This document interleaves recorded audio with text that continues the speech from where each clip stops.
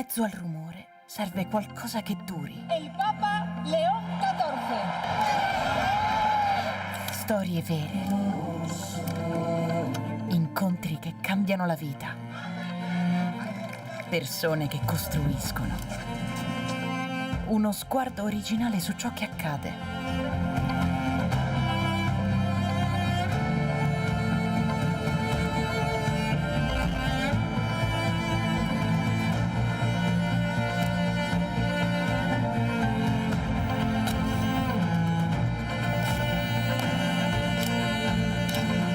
Tutto questo è grazie. Ora anche in una nuova versione digitale, per raccontare sempre più storie di gente che vive. Tracce, la rivista internazionale di comunione e liberazione.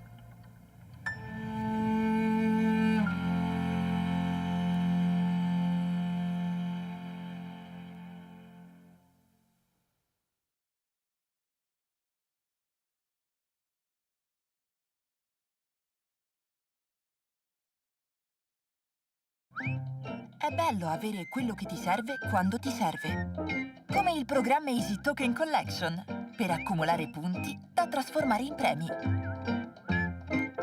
Easy Bank, la banca digitale di Intesa San Paolo.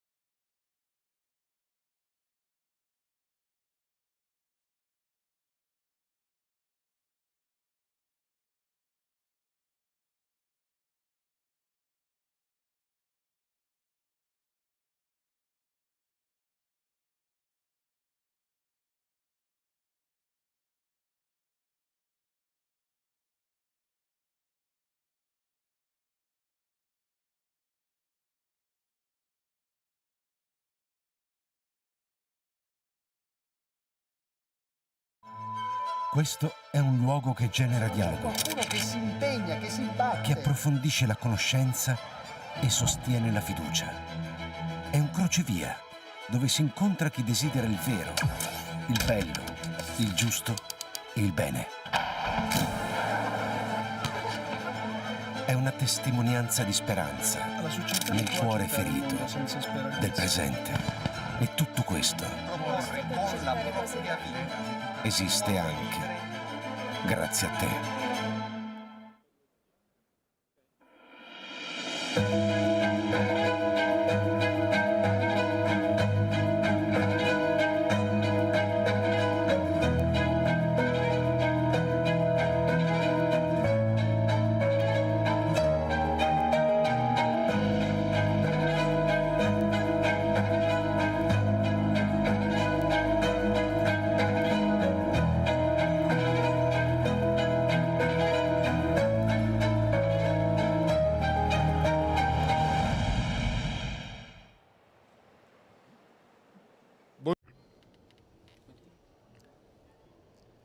Good afternoon. We have some issues with the volume of the microphone. Welcome to this session entitled In the Footsteps of Augustine. I am Alessandro Banfi, journalist, director of the Oasis Foundation and director of communications of the Oasis Foundation. And I would like to thank my three guests. I'm going to give them the floor immediately. Jean-Paul Vesco, Metropolitan Archbishop of Algiers.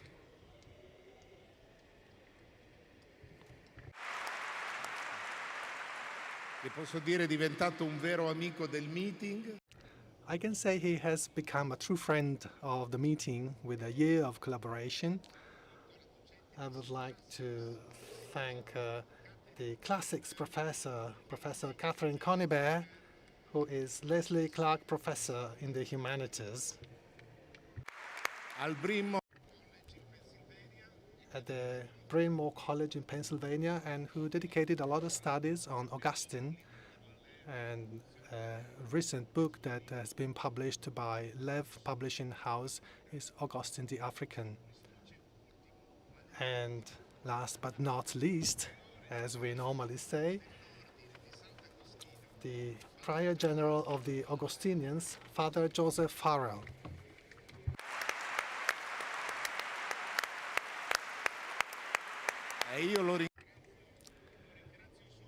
I would like to thank him right away for the collaborations of the Augustinians in setting up the exhibition that we have here, that was so well organized by Costanza Pene, the group of experts and young people that has set up the exhibition together, and it's an extraordinary result. If you haven't visited the exhibition, please do so as soon as possible. I would like to mention a couple of things introducing this session about the very beginning of the idea behind this exhibition. I hope that His Eminence will not get offended if I reveal this secret. It was started a year ago here in a dialogue with him after the exhibitions on the martyrs of Algiers.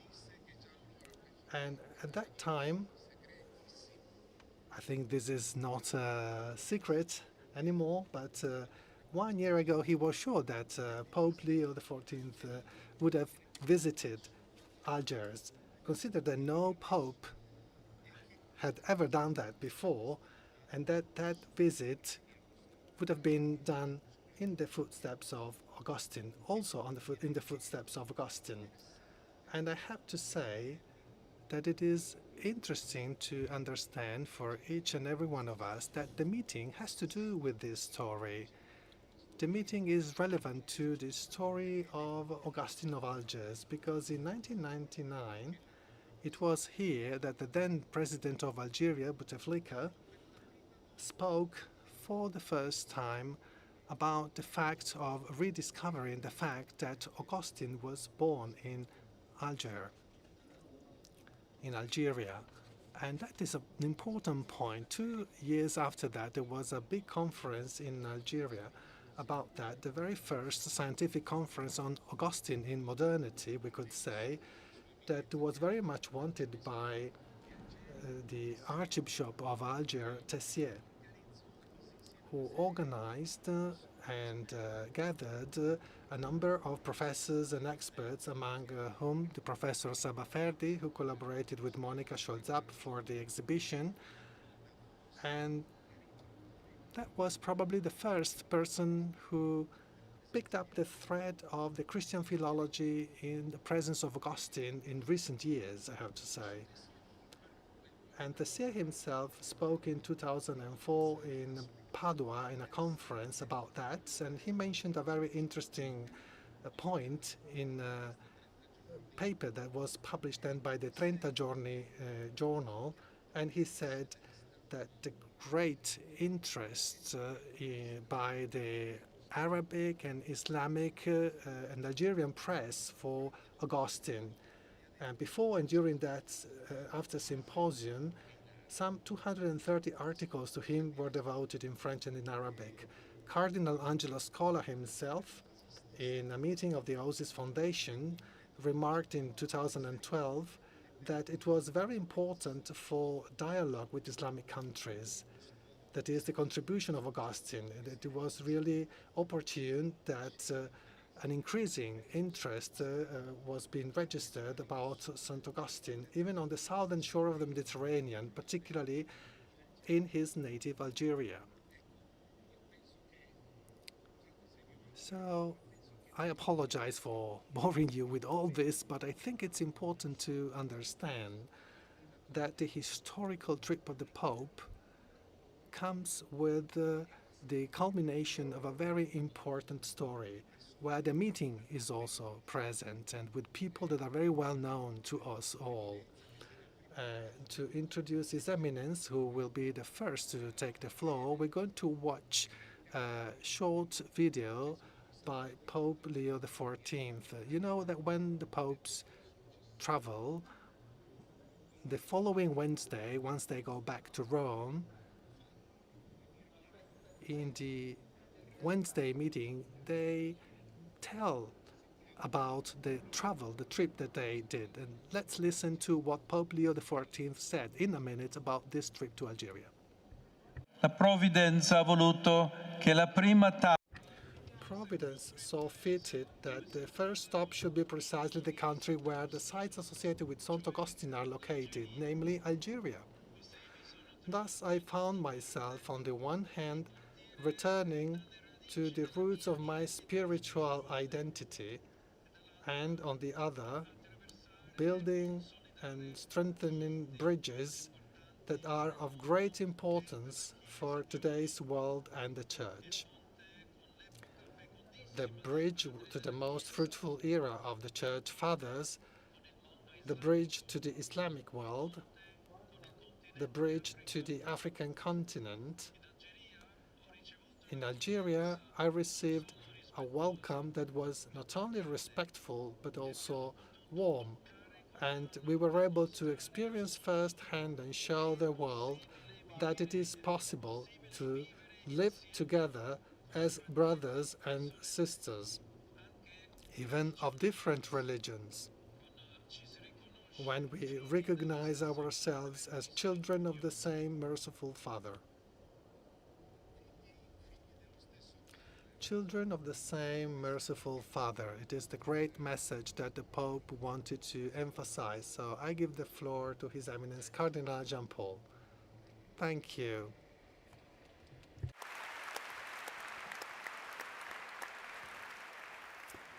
Carissimi fratelli e Dear brothers and sisters, first of all, sorry, I apologize for my Italian.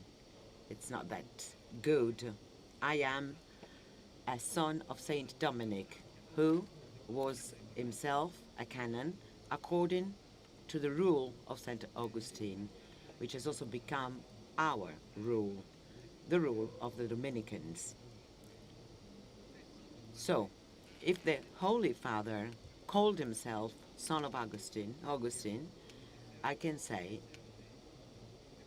that I am his grandson.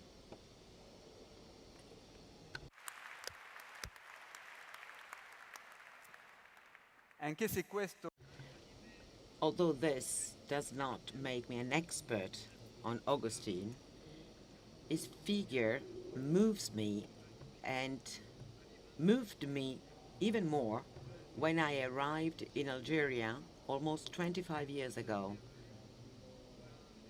Walking amongst the ruins of Hippo makes his figure more familiar and destroys the bridges of the centuries that separate us from him. Today I'd like to show that Augustine is truly a man of our time, of our days, and explain how I, and therefore we, can recognize ourselves in him. First of all, I can see myself in the young Augustine of the Confessions. A brilliant young man in search of social success, of pursuing success and nothing more.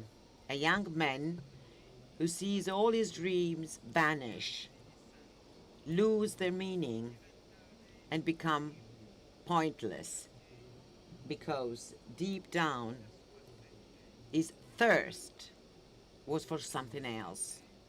His thirst, his quest was a thirst for truth. Late have I loved your beauty, ever ancient, ever new. Late have I loved you. The truth. The young Augustine was, or rather would eventually find this truth within himself while he was looking for it elsewhere. He would find it not in a doctrine, but in a person, in a personal relationship with Christ. Yes, for you were within me, and I was without. There I sought you. Deformed, I threw myself upon the beautiful forms of your creatures. You were with me, and I was not with you. Your creatures kept me away from you. Creatures that would not exist if they did not exist in you. The young advocate that I once was, in search of ideals and success, well, also this young man came to realize the futility of his search for professional and social achievement, and can easily recognize himself in the young Augustine, whom no human success could satisfy any longer. And just like Augustine, I can say, late have I loved you. Young people are always looking for a meaning, looking for the truth, looking for a vocation, especially in a world of profound change, as Augustine's world already was. This is why his figure, emerging from the mists of time, speaks to us today as it did on the very first day. Secondly, I can recognize myself in the pastor that Augustine was.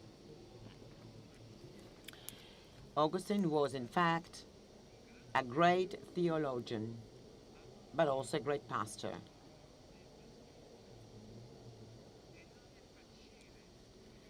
And it's not easy to combine theological reflections with pastoral work.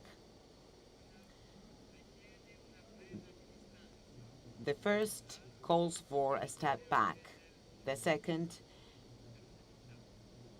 immerses you in the very heart of human existence. Augustine was able to be both in the best possible way. He was a theologian at a time in history when Catholic theology was in the middle of its development. And he was a combative theologian. His theological thought took shape amidst controversy, particularly in opposition to the great heresies of the age. In a certain sense, however, we might say that Augustine is the father of pastoral theology. His theological reflection on grace, forgiveness, free will is first and foremost a response to specific human situations. His thinking matured through countless journeys and pastoral missions undertaken out of a certain ecclesiastical necessity. There is not a single bishop who cannot recognize himself in that elder brother, in that pastor who was constantly torn by inner conflict. who perhaps dreamt of the day when he would finally be able to retire to write or rewrite, with the benefit of hindsight, his principal works. Serge Lancel, a leading authority on Augustine, writes that put together the periods during which Bishop Augustine was absent from his small diocese of Hippo due to his numerous journeys can be counted in years. Well, this comforts me somewhat. All too often I am an airport bishop, as the Pope Francis used to say, as I traveled today to be here with you. Thank you.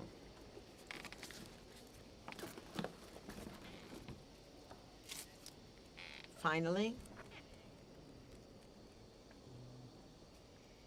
I'm moved by the elderly Augustine in the twilight of his life. It is really striking to walk amongst the ruins of Hippo, particularly amongst the walls of the Basilica of Peace, probably one of the basilicas where Augustine celebrated the Eucharist and taught. In the apse, the modest seat of the cathedral remains. How can one not imagine him sitting there whilst the city was about to fall into the hands of the Vandals, the elderly, ailing Augustine, thinking of that world, his world, which was about to vanish.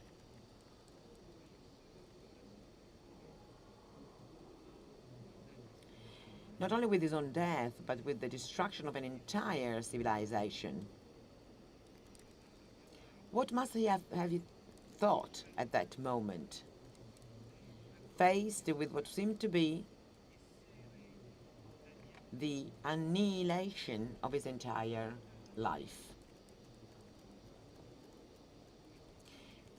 15 centuries later, how wonderful it is to see that his thought continues to nourish theology and generation after generation of men and women.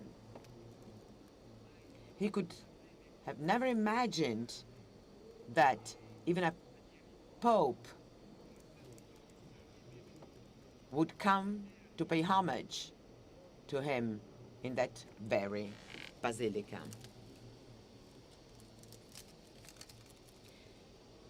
This tells us something that is essential on the universality of the thought and the personality of Augustine.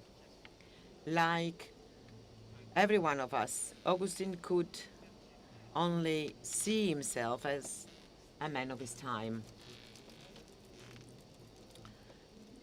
Yet, he was so much more than that.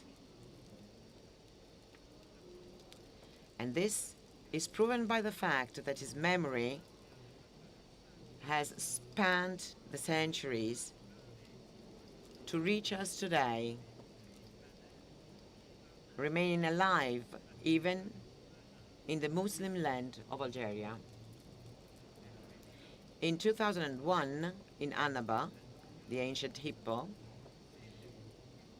the first international colloquium on Saint Augustine was held in Algeria, chaired by the then President of the Republic, Abdelaziz Bouteflika. It was then abundantly clear that for the vast majority of Algerians, Augustine, the Christian, was a source of national pride and was part of the country's cultural heritage.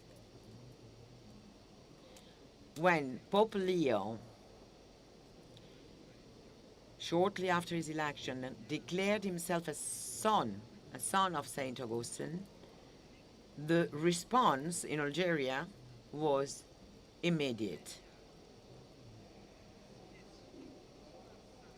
Word quickly spread that the new pope had family roots in Algeria. Perhaps he even had relatives in Annaba. And this is true, actually.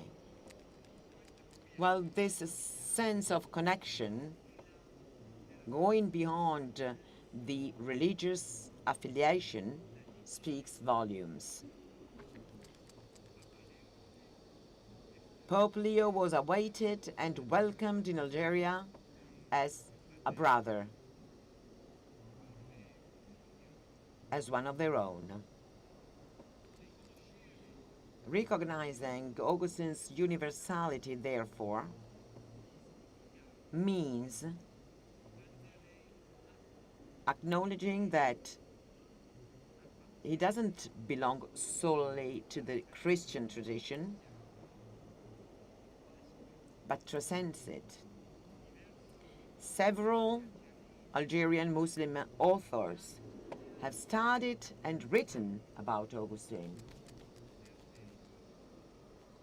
I always find it fascinating to hear people who do not share the Christian faith speak of Augustine and even speak of his theological work. I believe it is a healthy exercise to look at Augustine from a totally different perspective.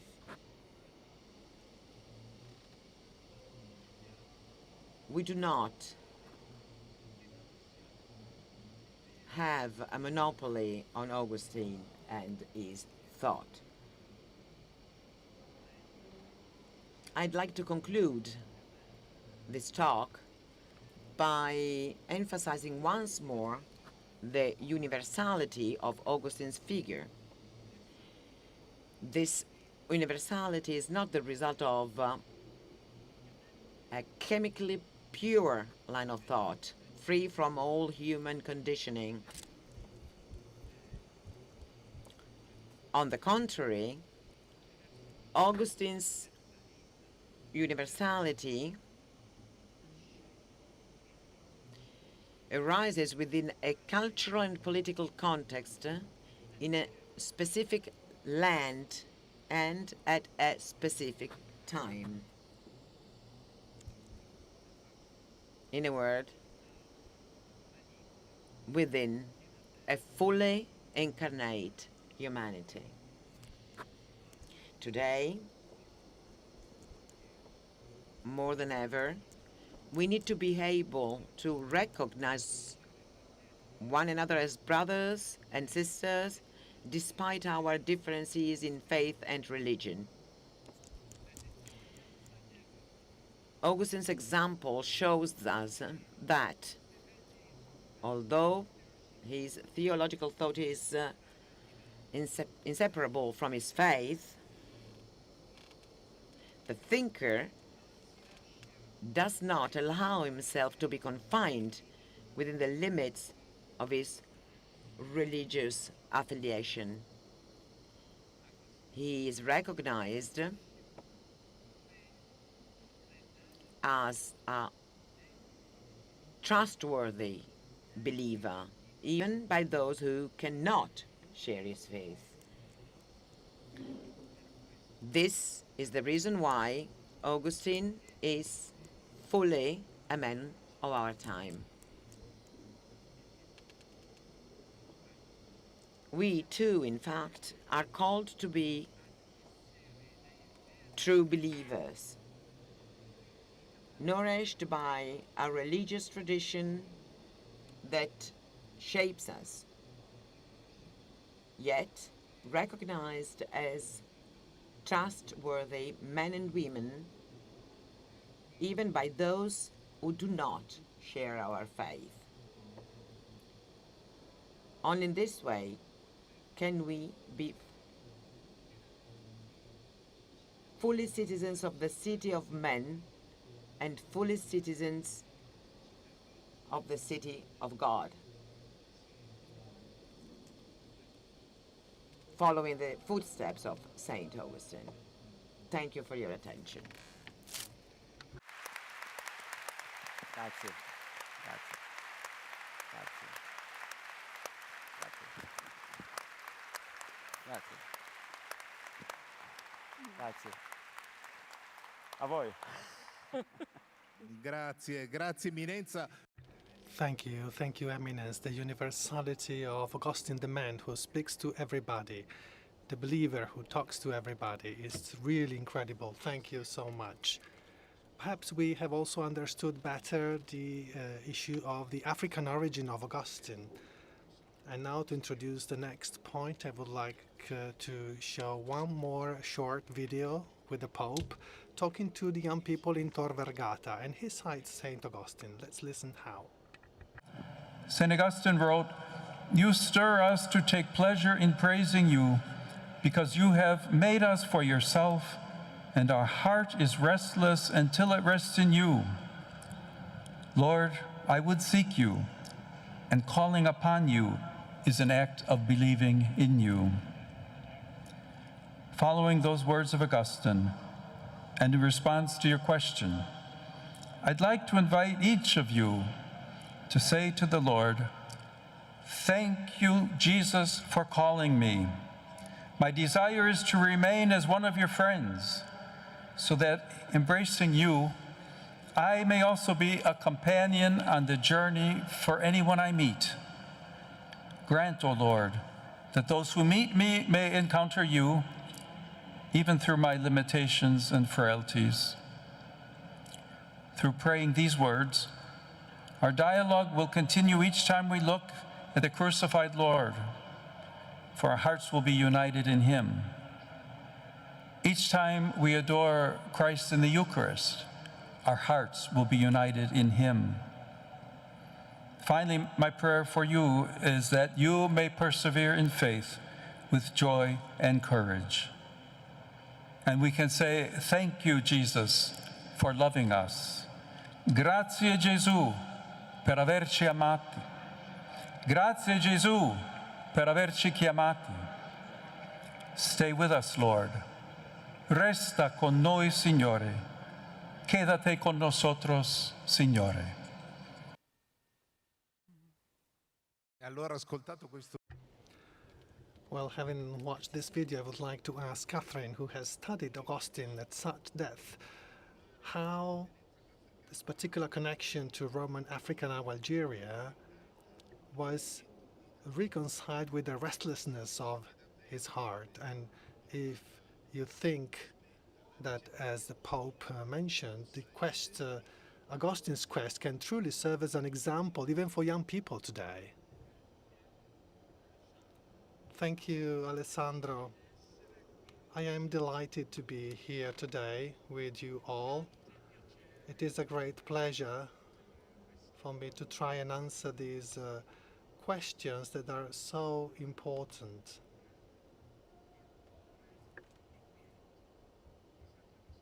So the restless heart of Augustine, we can see that in this beautiful exhibition that we have at the meeting, "Late Have I Loved You." St. Augustine was born in the small city of Tagaste in 354 after death, at the border between present-day Algeria and Tunisia, at a time of great prosperity and security for Roman Africa. He died 76 years later in a completely different era, as His Eminence has already mentioned. On the one hand, Christianity had become the main religion in the Roman Empire.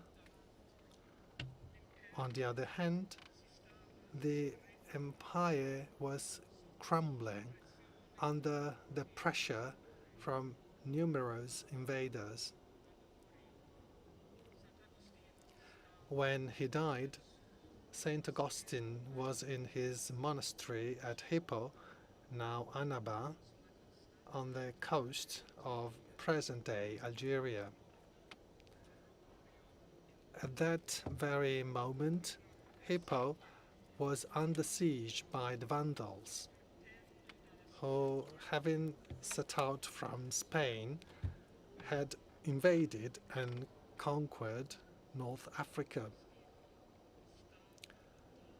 Augustine was battling against Pelagianism. He was writing extensively, rather dictating extensively, and seemed to see his life's work vanishing before his eyes.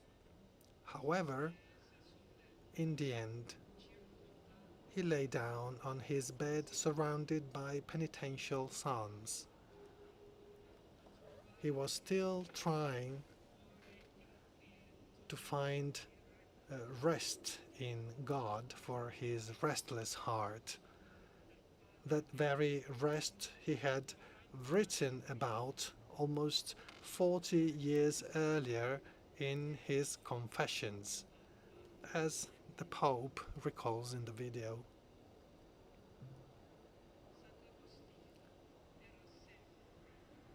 Saint Augustine was always a little restless. He was always searching, always asking questions, even after his conversion to Christianity. He placed at the center of his theology the possibility, well, no, the necessity of saying "Nescio," I do not know. God is forever beyond full human understanding. For him, clearly, conversion was not an end, but a beginning. The beginning of a life in God that would never be a perfect life until death. He also wrote the famous phrase in the Confessions, "I became to myself a great question."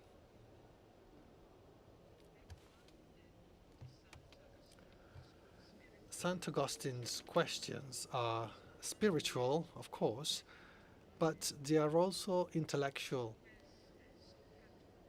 It is in these intellectual questions, above all, that are linked to his origins and his studies.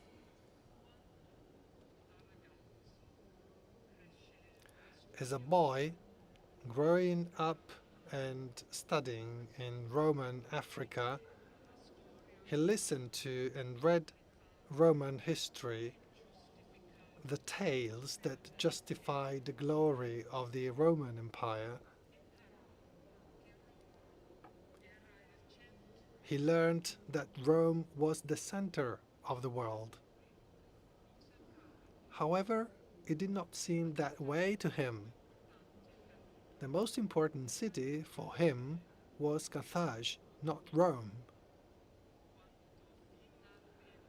When he finally arrived in Rome, he felt out of place on the outside. His students teased him about his African accent. After 5 years staying in Italy, in Rome, and in Milan, he returned to Africa, and at that point in his life, he felt out of place there too. he was no longer at home, even in Africa. And then he began to ask himself two questions. Why is Rome so central? And what does the notion of home really mean?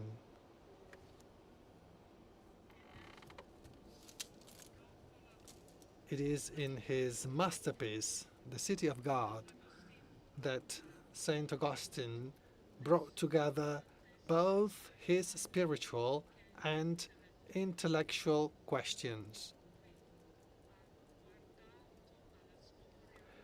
Here he looked at Roman history with a skeptical eye, an eye that came from his homeland, from the southern shores of the Mediterranean. He placed Roman history within the context of a much greater history under God's providence.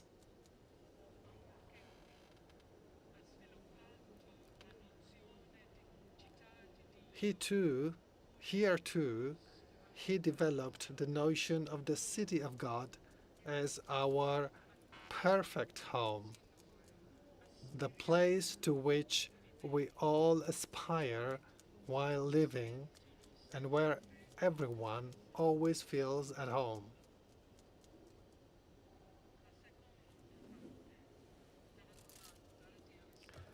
The second part of Alessandro's question was this: can Augustine's quest also serve as an example for young people today?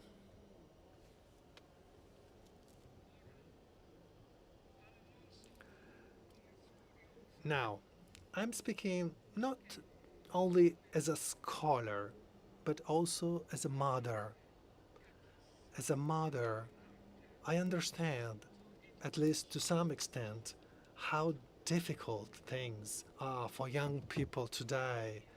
I look at my children, who both live in Canada,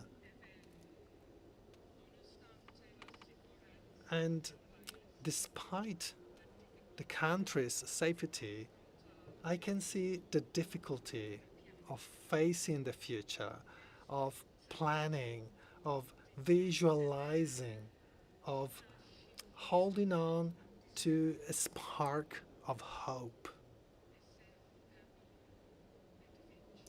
And if it is difficult for them, how much more difficult is it for so many others, perhaps millions, who do not live in a safe country, who do not belong to a safe place, who perhaps do not even have a home.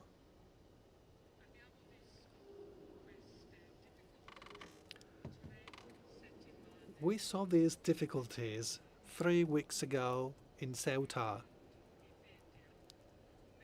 I watched the videos as a mother with anguish in my heart, because all those young people swimming, drowning, have a mother like me.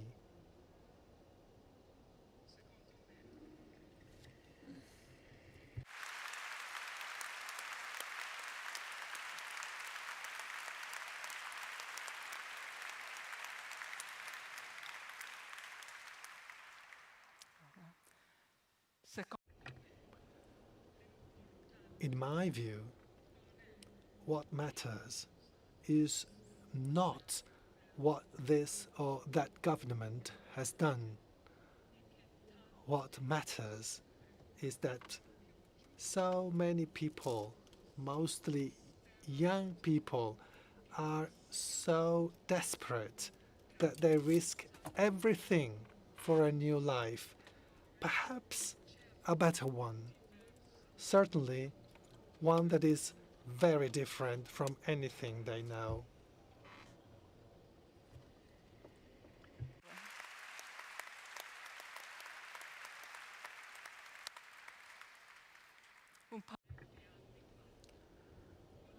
a couple of years ago, I read the book Little Brother, a book much loved by Pope Francis, that is about the story of Ibrahim al-Balde, and it struck me deeply.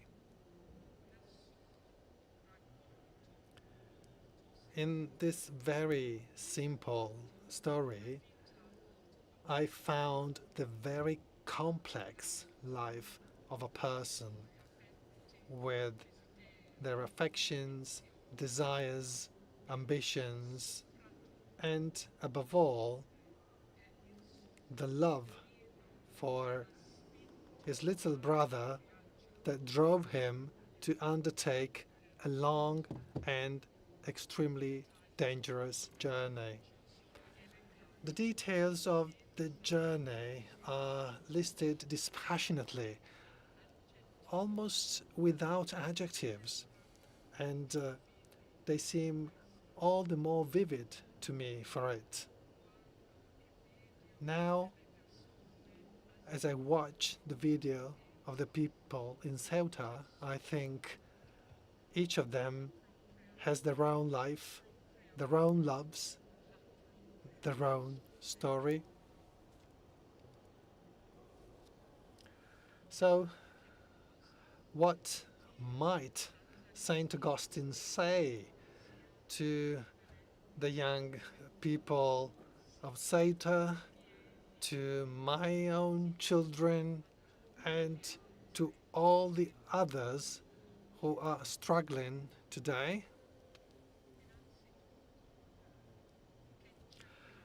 First of all, that searching, struggling, and becoming a great question to oneself is normal. He too, Augustine, sought. He too traveled. He too struggled to understand his place in the world.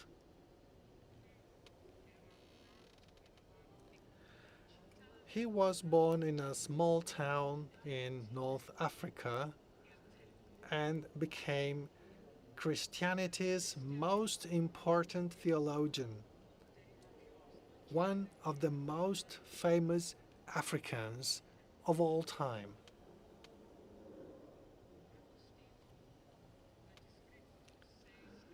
Augustine described himself as a question twice in the Confessions. We have heard the first instance.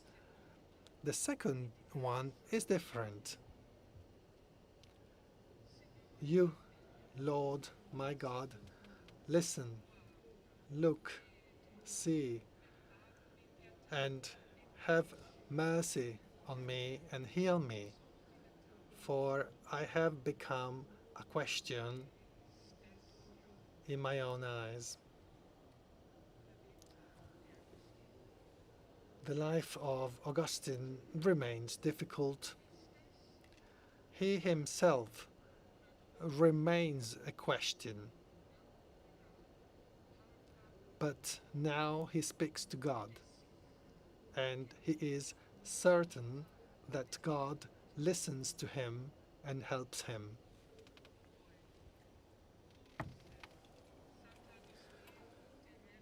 Then perhaps Saint Augustine would tell young people that home is not a place here on earth, or that it is not merely a place here on earth, but that it is a spiritual place open to all who place their hope in God.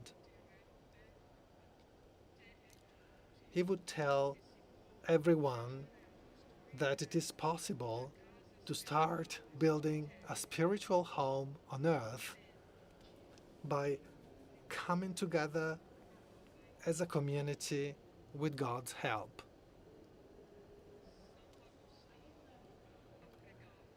Saint Augustine prayed to God, "Oh, you who are good and almighty, who care for each one of us as if we were the only person you cared for, and who look after everyone as you do each one individually.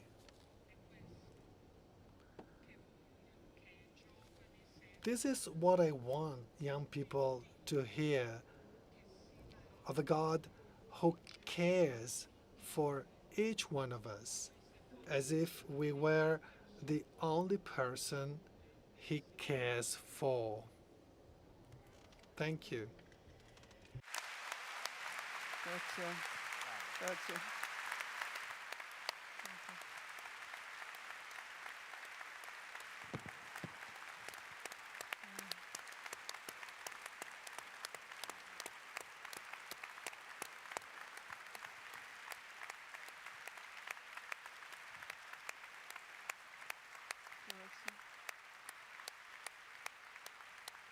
Grazie Catherine. Thank you, Catherine. Thank you very much. It is the happiness of our lives to be loved. You understand who you are when you are loved, and this is true for every one of us. Thanks for reminding us of this. Now I'd like to leave the floor to Father Joseph. We have a quote here. The superior of the Augustinian is here to tell us that the fact that Augustine is still alive depends on the choice of life of so many people. So this new video is the speech that Pope Leo XIV, we are actually having some kind of a trailer to promote the Pope's visit tomorrow, as if it was needed. It is not. So now we'll see when the Pope talks to the chapter of the Augustinians, and when he talked to them before our Father Joe was nominated, he said, it talks about the gift of languages that is given by the Holy Spirit to the apostles, and it's a very original comment.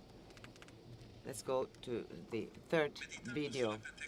Thinking about the Pentecost, our Father Saint Augustine answered to a provocative question who said, why do we not repeat today the extraordinary sign of multilingualism? This is a reflection that can be very useful in your mandate.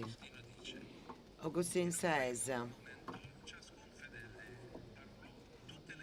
each believer first spoke every language. Now the whole of the believers can speak every language. So even now, all languages are our language because we are members of the body that talks, that speaks. So my dearest friends, here together you are members of the body of Christ that speaks all languages, if not all those of the world, certainly all those that God believes to be necessary for the fulfillment of the good which in his wisdom he entrusts to you. So to speak all the languages and to be in all the countries of the world, this is a beautiful idea. It's a miracle that it is no longer there, but it's something that is proposed in a different way because there are so many Augustinians that speak different languages today. So, well, I'd like to talk about something that gave way to the book that proposes the intervention of Father Robert Francis Prevost when he was superior of the Augustinians, because this reminds us of rule number 8 by Augustine, who said, after a list, a very short list, 8 points. He says, you should not feel to be like slaves, but you have to feel free under the grace. Father Farrell, thank you, and good afternoon to everybody.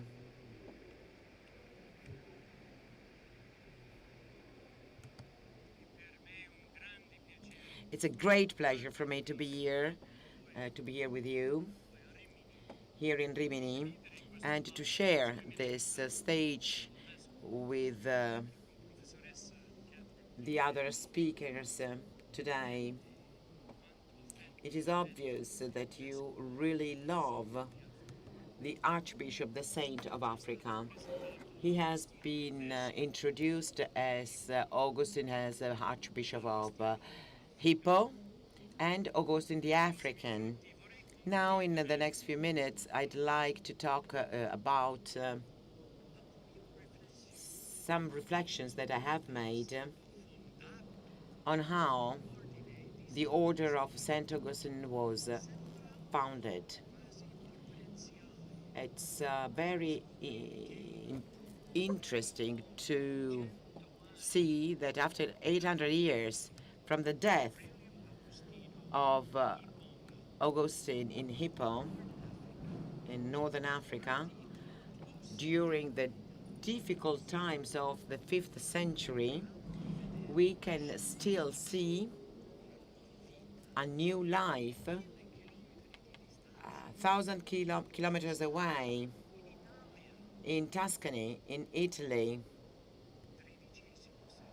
in the 13th century. The Order of St. Augustine, as it is conceived today, traces back to the spiritual heritage of Aurelius Augustine, and we hear a lot about him since Leo XIV announced that he was a son of Augustine. He said an Augustinian. Certainly, philosophers and theologians have read and studied him over the centuries. And he now is being studied, researched, and honored in many new ways.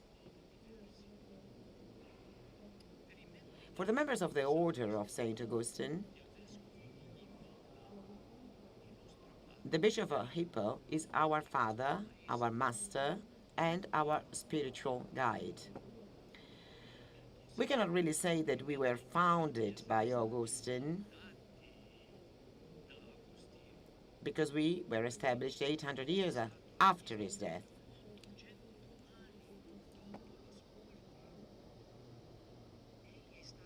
However, it was certainly the source of inspiration behind the establishment of what today we call the Order of St. Augustine. Gran parte della sua giovinezza ci è nota grazie al racconto. Much of what we know of his early life is what he himself wrote as a bishop. He called it his confessions. Not to necessarily confess his peccanominis. He's trying to pronounce it in Italian, and the word in English is sinfulness. Peccaminosità in Italian, so he made it. But it is not easy to live in that sinfulness at all. But he wrote the confessions to declare his praise for God. He begins his confessions by quoting the Psalms. He said from Psalm 145, "You are great, O God, O Lord, and greatly to be praised." In this autobiographical prayer on his life, he also confesses his complete dependence on God.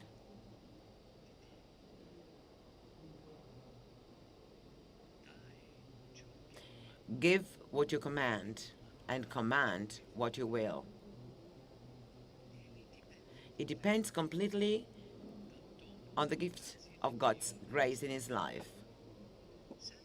Without that, he confesses he is useless and can only respond to the vocation he has received with the help and assistance of God's grace.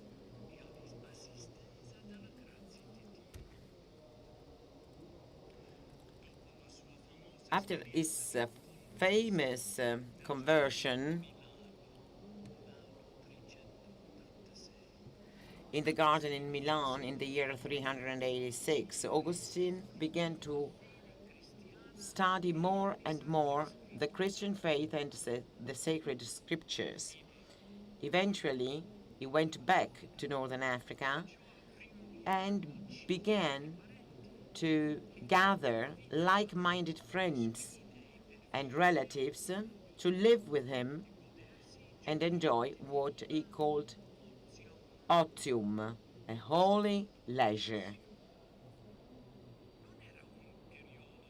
It wasn't a time of laziness, but rather a time to recognize the importance of contemplation and on the contemplation of bigger things in life. He became inspired by the early Christian community of Jerusalem, which we know from the Acts of the Apostles, chapter 432. The community of believers was of one heart and one mind, and no one claimed that any of his possessions was his own, but they had everything in common. Augustine established a form of religious life that emphasized the importance of communion of life and the sharing of goods, while highlighting at the same time the fundamental aspect of prayer, contemplation, and communication with God. Augustine called prayer an exercise of desire. He put into practice the ideal of community living, first as a layman in Tagaste, where he was born, and where he went back to after these years in Italy. Later, as a priest and bishop of Hippo. He was gifted a monastery to gather like-minded brothers.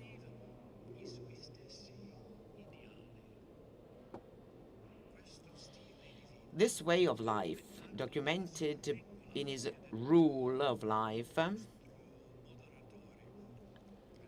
as Alessandro said, the rule that he wrote in the year 400 and spread throughout Roman Africa before being passed down through the centuries after his death. Although we would like to think so, and in many artistic depictions we see Augustine dressed in the Augustinian habit with a hood, a tunic, and a belt.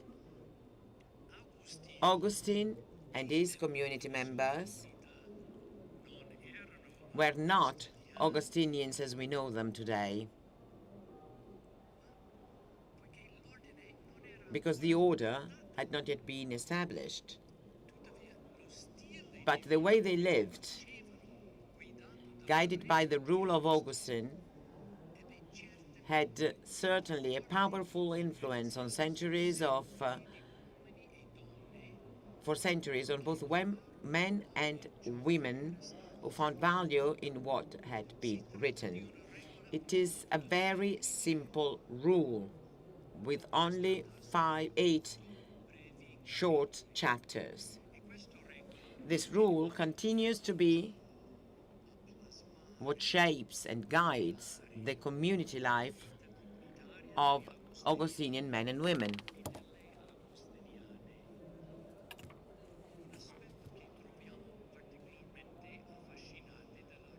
One aspect that we find most appealing about the rule is what Augustine adds in the very last chapter, and Alessandro already quoted this. In order to live not as slaves of the law, but as those who are free, living under the grace. In the year 1243, Pope Innocent IV issued the papal bull Incumbet Nobis, calling on several eremitical communities in Tuscany to unite themselves into a single religious order with the rule and the way of life described by Saint Augustine. The following March 1244, the hermits held a founding chapter in Rome, guided by Cardinal Richard Annibaldi, and created this union. Thus began the history of the Order of St. Augustine. We continue to have chapter meetings. They are opportunities for us to gather as brothers, and we assess how we are doing and in which direction we feel we are being called to serve.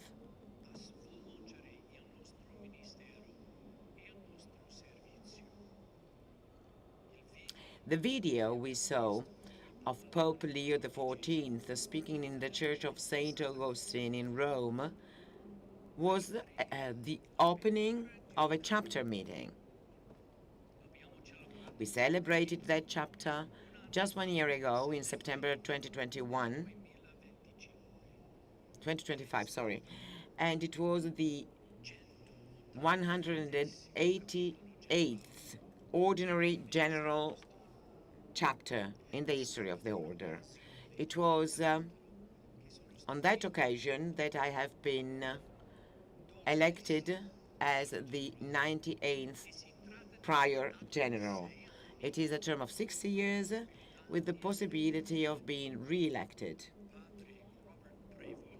Father Robert Prevost was elected to serve as the 96th Prior General in September of 2001, on the day of his 46th birthday. What a gift he received on that day, and he served the order for 12 years. After him, Father Alejandro Moral Anton served as the 97th Prior General for 2 6-year terms. As far as I'm concerned, I'm just taking one term at a time. Let's return briefly to the 13th century. The hermits in Tuscany were already following many of the directives of the guidelines found in the rule of Augustine. Some of these directives we find in the short rule are sharing everything, praying together, assisting each other through fraternal correction, using respectfully whatever it is given us to wear, to eat, to read, to use, taking care for each other in times of sickness, and treating each other as brothers, equal in every respect, regardless of what social class or economic condition one comes from.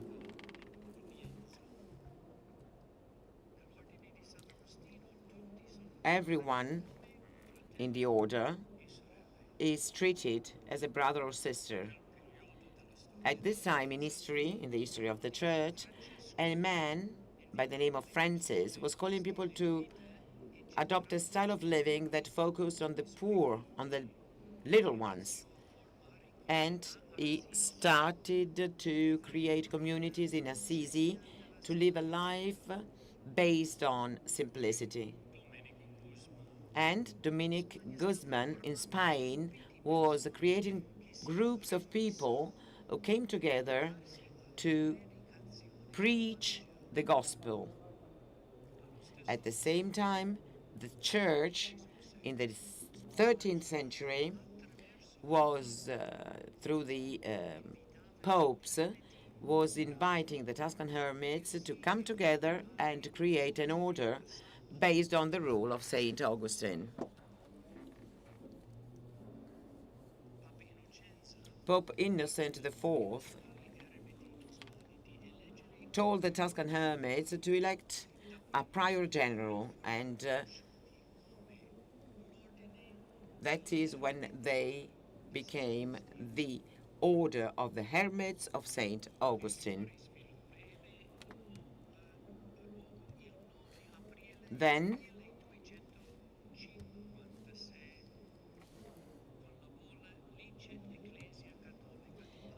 on April the 9th, 1256, there was a further development with the bull Licet Ecclesiae Catholicae of Pope Alexander IV, who confirmed the integration of the hermits of John the Good, the hermits of St. William, the hermits of Bretino, the hermits of Montefavale, and other smaller congregations with the Tuscan hermits into the single profession and observation of the rule of the order. This is what we call the Great or the Grand Union of 1256, which was celebrated at the foundation of Santa Maria del Popolo in Rome.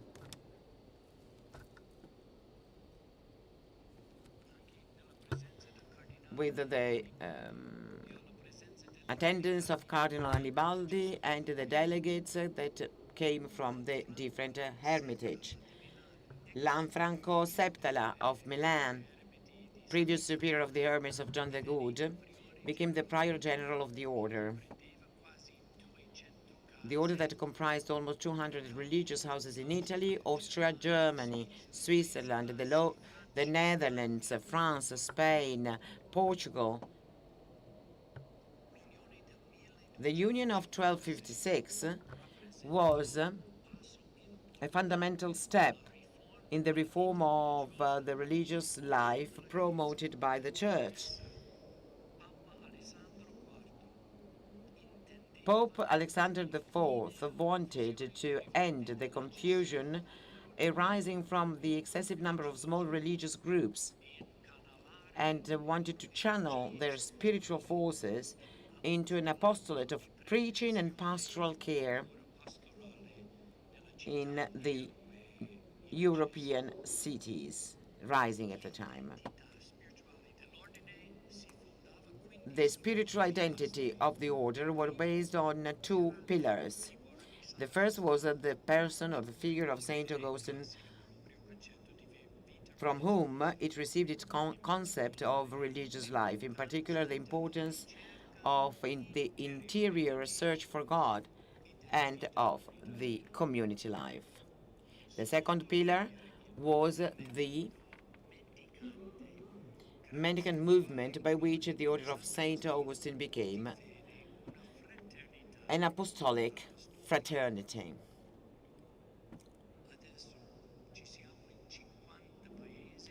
Now we are present in 50 countries, over 2,400 friars, 770 nuns. In our history as an order, we have lived times of splendor and times of decline. We know that when we adhere to our rule, to our constitution, and to the gospel of Jesus Christ, we continue to thrive. Our community life is the fundamental aspect of our religious life. And it is in the community where we are nourished to respond to the ministerial needs of our brothers and sisters throughout the world.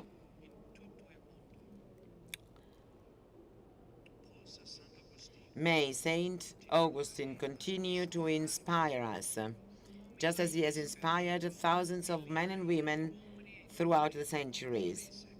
May all of our Augustine saints and our Mother of Good Counsel guide all of you in your calling to live the vocation you have received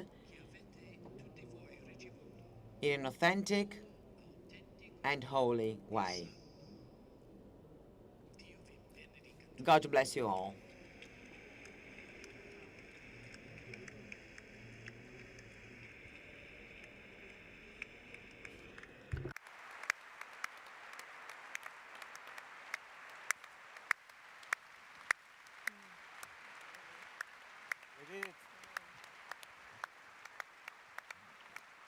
Grazie. Grazie. Thank you, Father Joe. So we are drawing to the close of our session. Thank you for showing the fecundity of Augustinians in the world, every true vocation, the vocation of every one of us in this extraordinary dialogue of grace. So before thanking our three guests, I would like to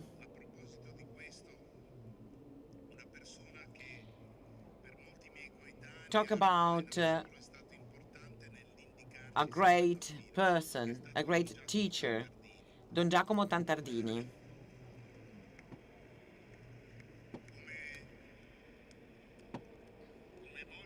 As many of you know, he delivered many lectures in Rome and Padua, wrote many different things. I cannot summarize them in a few lines, but I just wanted to share an idea that he repeated very often, that is to say, that for Augustine, the Christian reality is an event of grace.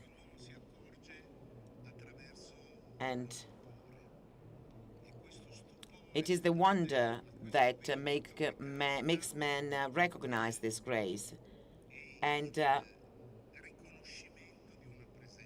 this means that we recognize a presence. He said confessio means talking to something, and it implies the recognition of a presence. And this comes from the wonder that cannot be planned, it cannot be willed,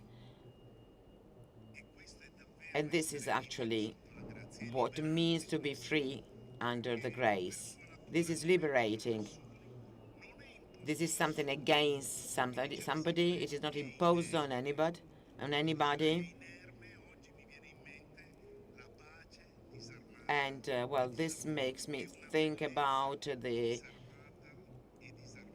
unarmed peace. So, well, I don't want to talk too much about the beautiful exhibition that you will be able to visit, but at the end there is the famous line, "Do not waste time criticizing the times," would the Saint of Hippo say. We are the times. So this is something that has to do with the freedom we obtain from the wonder and the grace.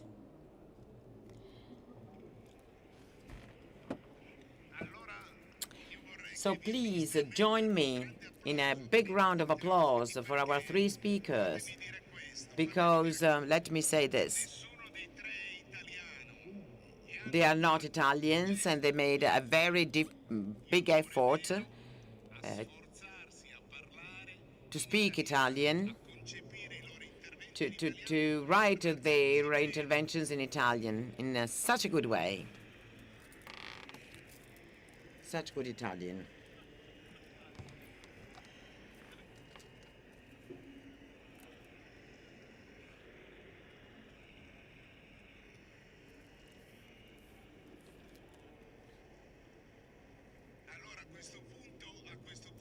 So now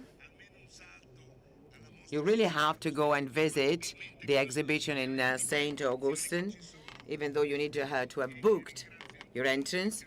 I'd like to thank again Monica Scholz-Zappa and Costanza Penna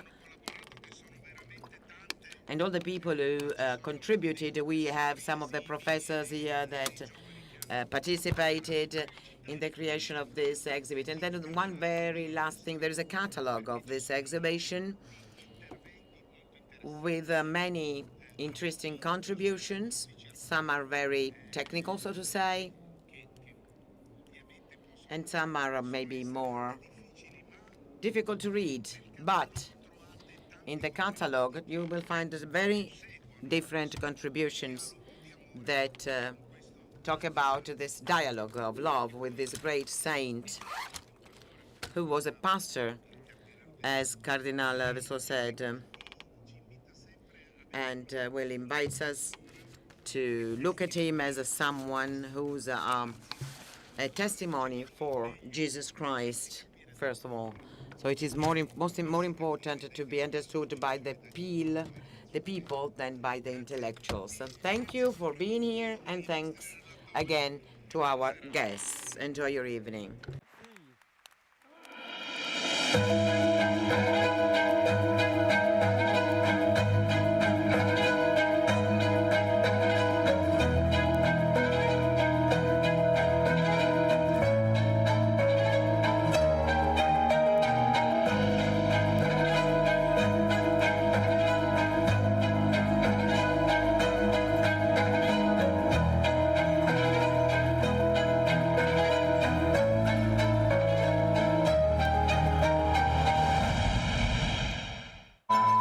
Questo è un luogo che genera dialogo, Qualcuno che si impegna, che si batte. che approfondisce la conoscenza e sostiene la fiducia. È un crocevia dove si incontra chi desidera il vero, il bello, il giusto e il bene. È una testimonianza di speranza nel cuore ferito del presente. E tutto questo esiste anche grazie a te.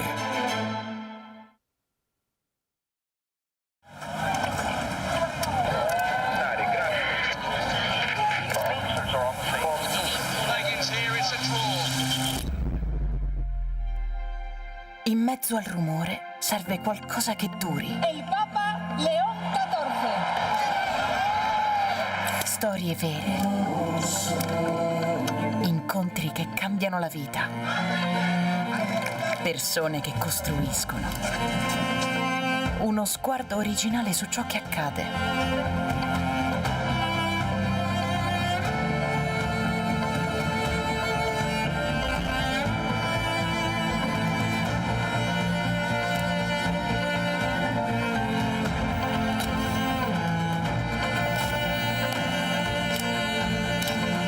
Tutto questo è grazie. Ora anche in una nuova versione digitale, per raccontare sempre più storie di gente che vive. Tracce, la rivista internazionale di comunione e liberazione.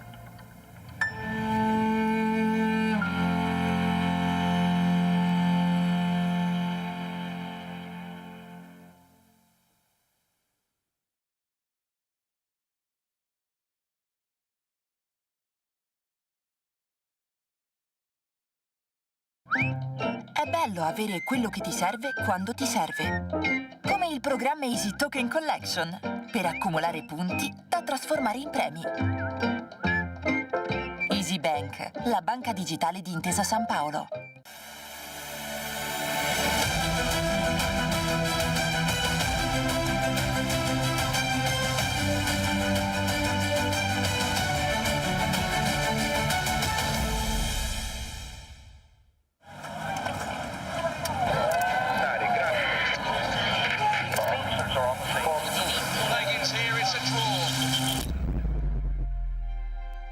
In mezzo al rumore serve qualcosa che duri. È il Papa Leo XIV.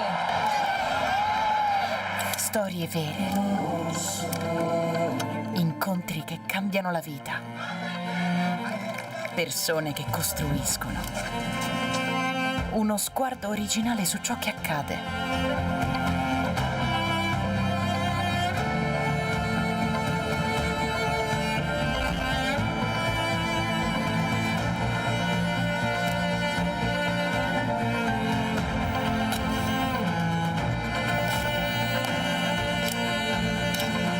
Tutto questo è grazie. Ora anche in una nuova versione digitale, per raccontare sempre più storie di gente che vive.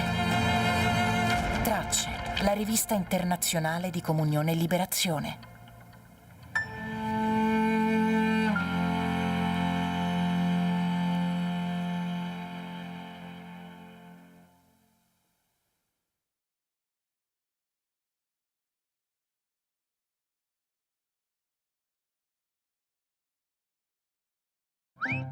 È bello avere quello che ti serve quando ti serve. Come il programma Easy Token Collection, per accumulare punti da trasformare in premi. Easy Bank, la banca digitale di Intesa San Paolo.